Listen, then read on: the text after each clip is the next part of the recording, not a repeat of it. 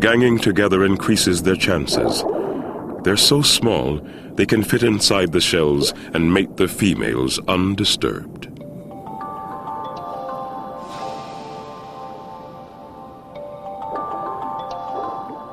The success of their raids bonds the tiny males to each other, and the gang turns their mob tactics to another pressing concern: filling their bellies. The young of hole-nesting cichlids are ideal prey for the mob.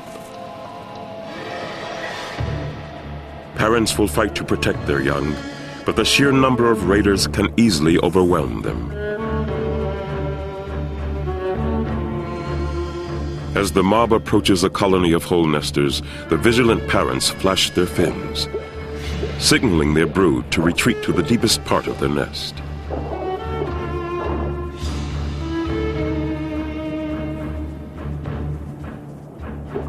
In the middle of the colony, defending parents from all sides keep the raiders on the move. All the mob can do is hit and run.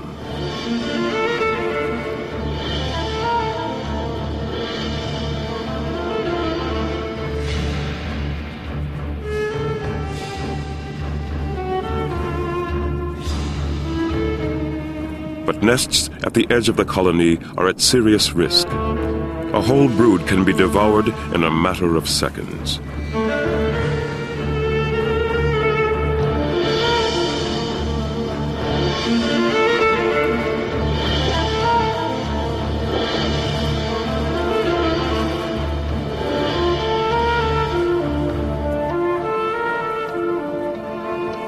A parent's valiant defense of its young is not really what you expect from a fish. But cichlids feel the bonds of family strongly.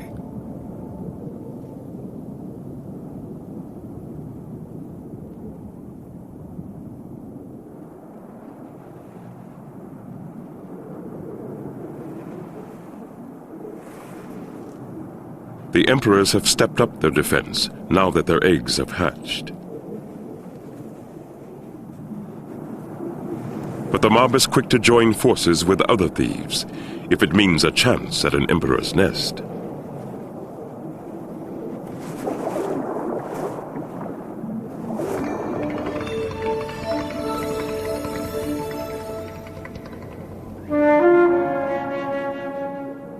The giant cichlid will dig out a hole, using that versatile mouth as both shovel and bucket.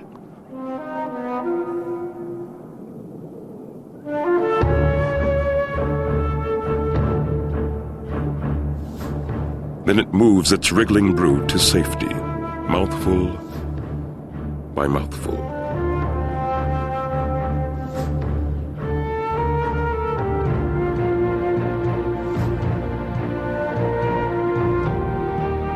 Taking their young into their mouths was a small evolutionary step.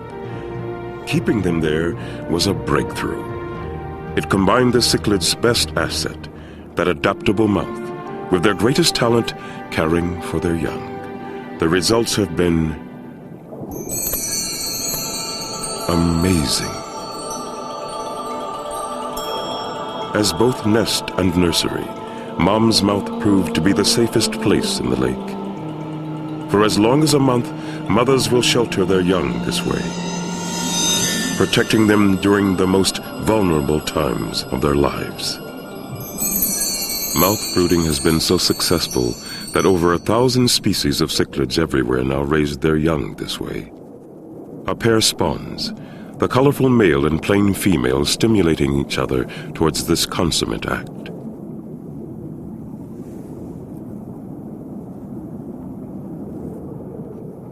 As soon as she lays a few eggs, the mother sucks them up. So eager is she to get them into the safety of her mouth, she leaves little time for the male to fertilize them. So the male flashes his egg dummies, bright patches of color on his fin that mimic the female's own eggs. She tries in vain to pick them up, and each time she does, she gets a mouthful of sperm instead.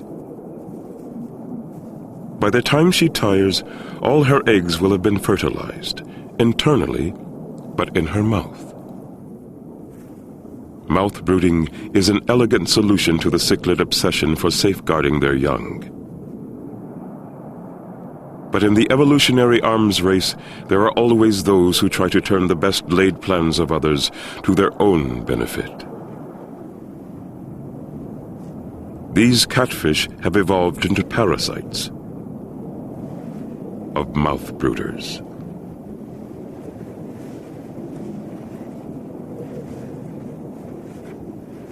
Each time the mouth brooders start to spawn, catfish swarm in to eat their eggs.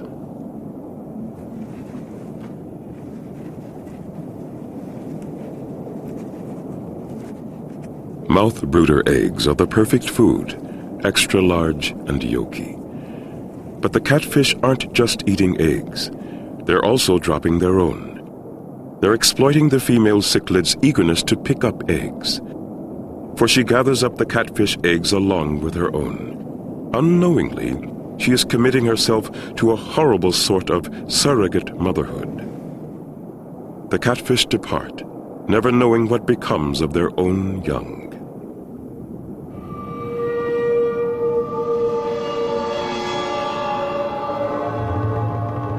Inside her mouth, the catfish hatch first.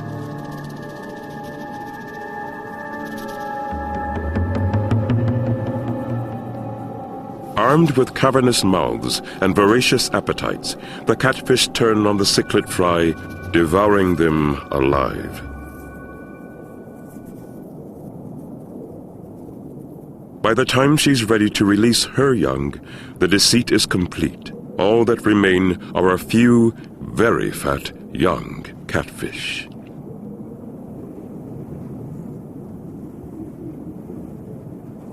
For the catfish, the cichlid is the only mother they will ever know. The female mouth brooder also fails to recognize the switch. She treats the little catfish tenderly, as if they were her own, oblivious to the fact that they ate each and every one of her own offspring.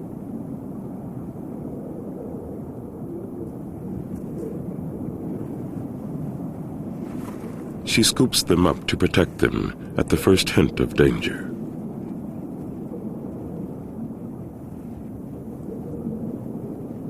As much as she might like to, she cannot mother them for long.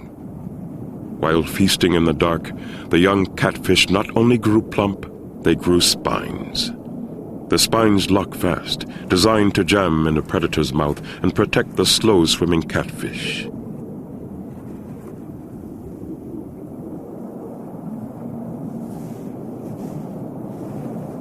Even at this age, the spines prevent the young catfish from becoming morsels for the mob.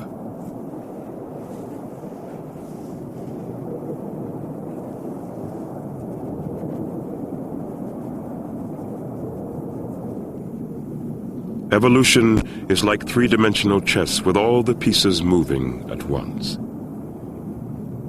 Just as the catfish came up with an ideal fostering scheme, some cichlids developed ways to counter it. Here, a male builds a sandcastle on top of a rock. Within its walls, he is out of sight of any catfish below.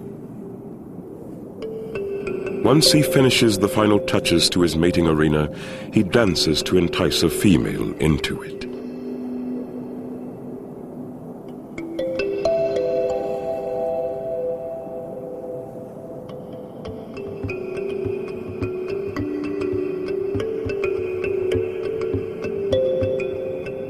As they circle in a mating dance, the female releases her eggs. The male swirls his sperm down into the bowl-like depression as the female picks the eggs up. By mouth brooding, cichlids give their eggs and tiny fry a head start in life. Crabs here have evolved to do much the same. In Lake Tanganyika, anything a parent can do to delay its infant's entry into this predatory world is beneficial.